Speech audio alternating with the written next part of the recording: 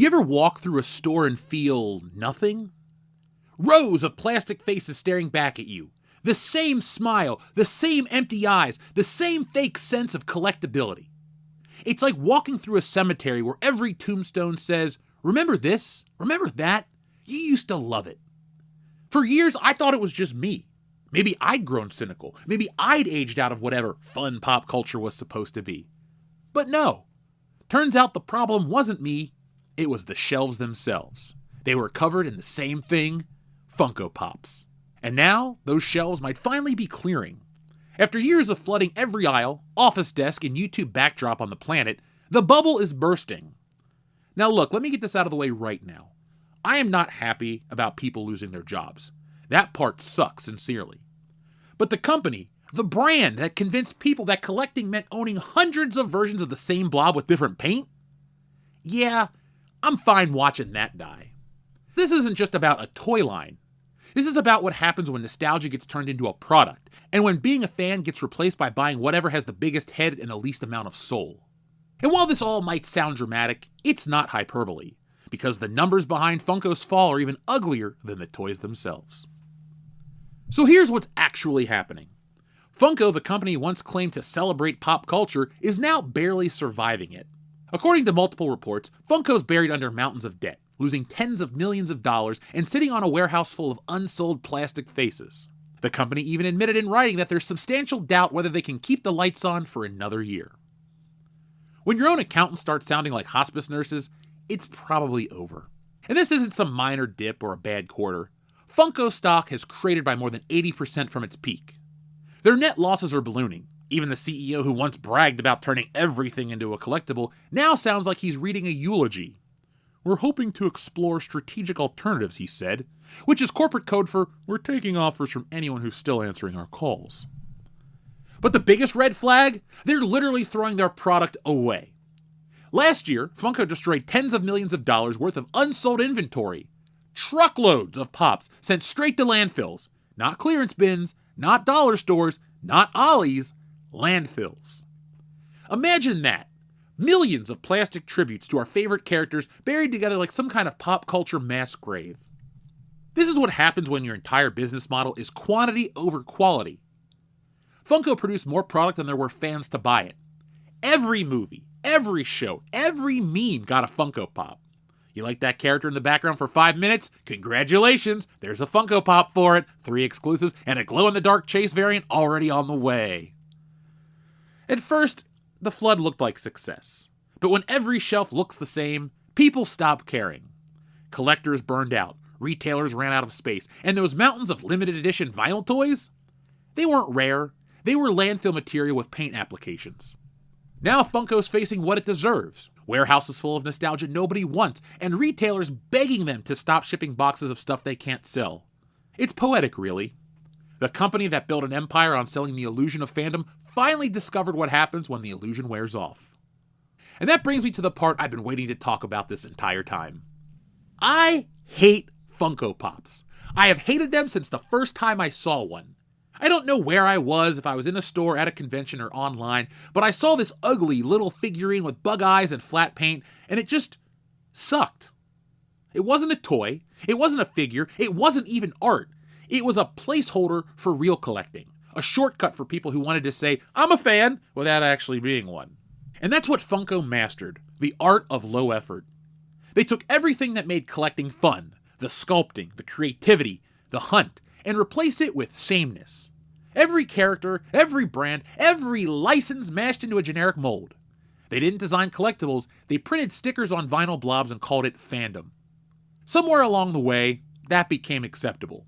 Every shelf, every store, every desk, all filled with these identical, lifeless figures.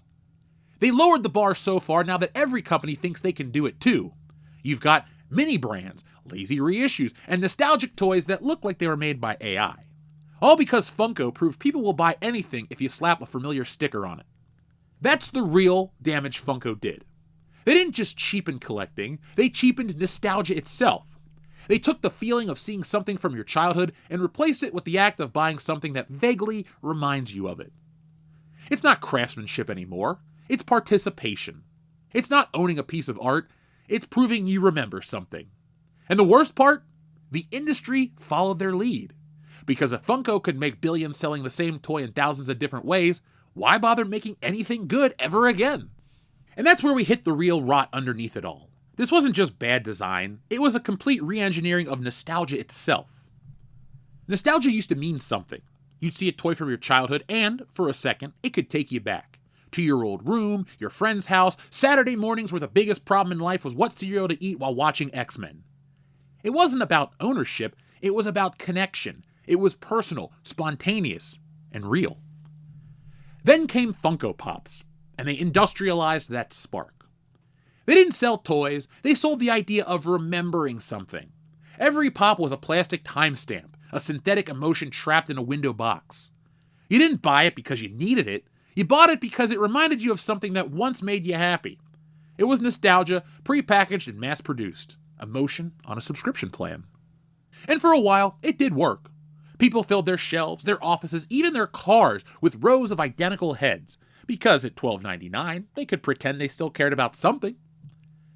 Funko took the most personal emotion imaginable and made it transactional. They replaced memory with merchandise and fandom with inventory. And that's not nostalgia, that's replication. Real nostalgia takes craftsmanship. It's somebody building something that honors what came before it. Think of Kenner's original Star Wars figures, where the sculpt captured the personality in just under 4 inches of plastic. Or let's move up to the 90s, where Todd McFarlane was tearing it up with his hyper-detailed sculpts.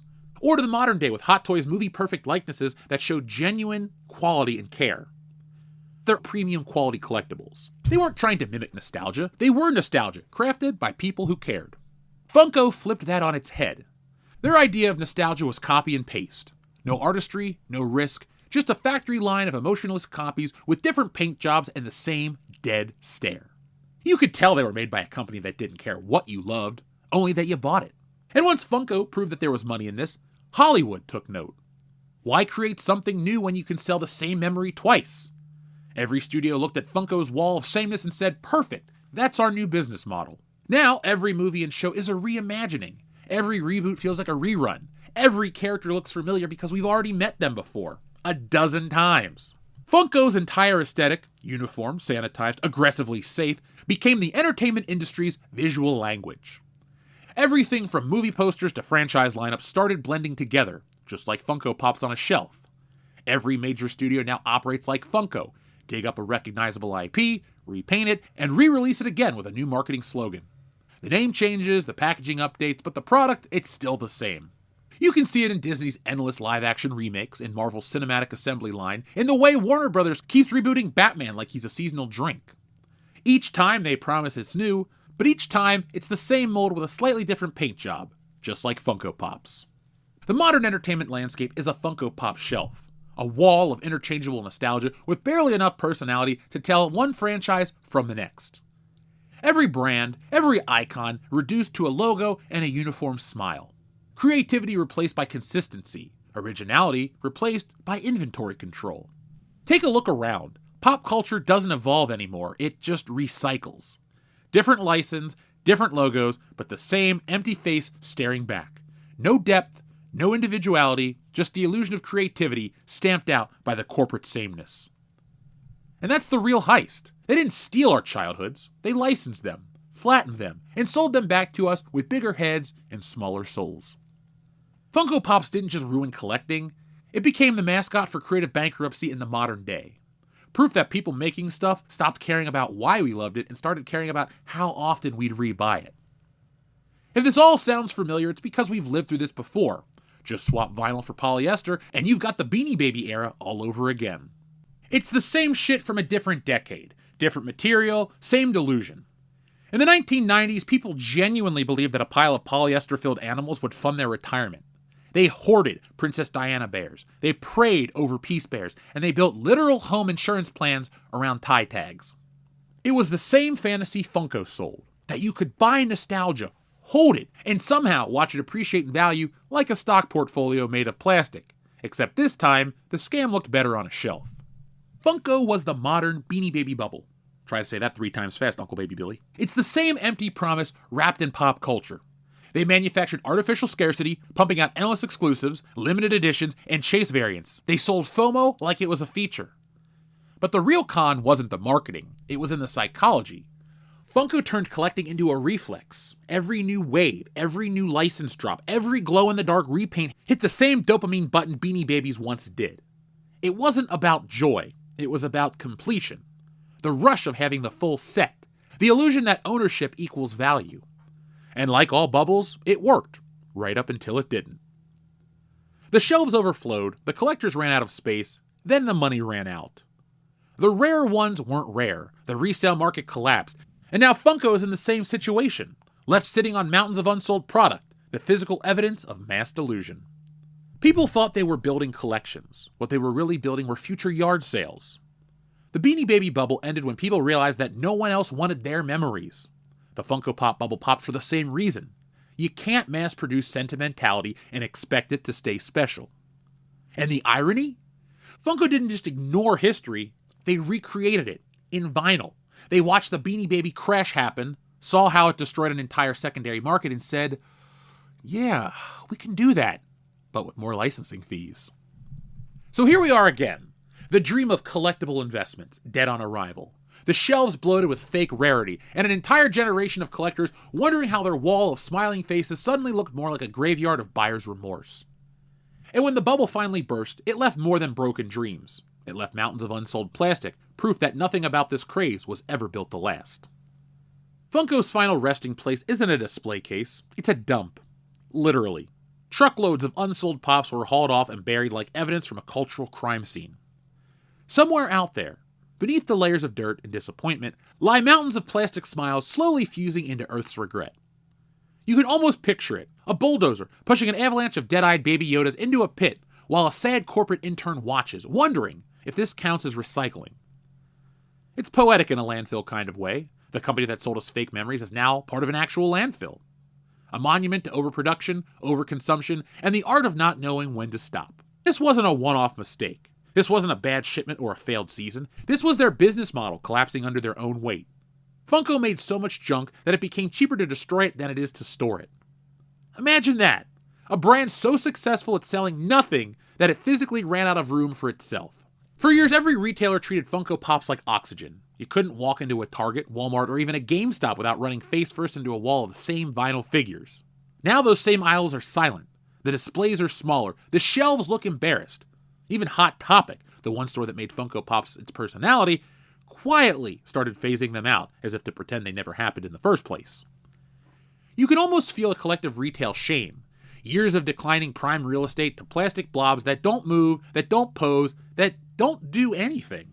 This is the natural end for the collectible, built for no one in particular. Funko Pops were never meant to last. Not physically, not culturally. They were built to fill time, fill shelves, fill social feeds. Something to buy, not something to own.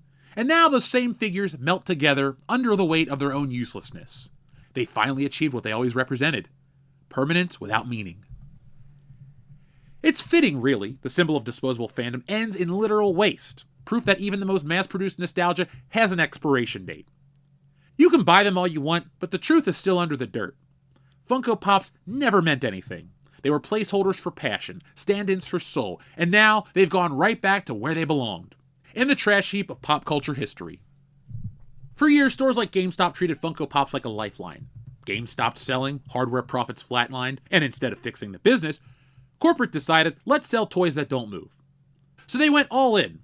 They thought covering every square inch of their store in this stuff would keep them afloat. But all it did was help them sink faster. The irony writes itself. The company famous for low trade-in value now owns the world's most overproduced collectibles. Fitting. And it's not just GameStop. Big box retailers like Target, Walmart, and Hot Topic all gave Funko prime real estate. A front row seat to the collapse of consumer tastes. They built shrines to vinyl mediocrity, hoping the same dead-eyed faces that sold millions online would somehow bring life into their dying aisles. Now those displays are disappearing overnight, replaced by clearance signs and a quiet hum of corporate regret. I used to joke that Funko Pops were like weeds. No matter where you went, they sprouted up. But even weeds know when the soil's gone bad.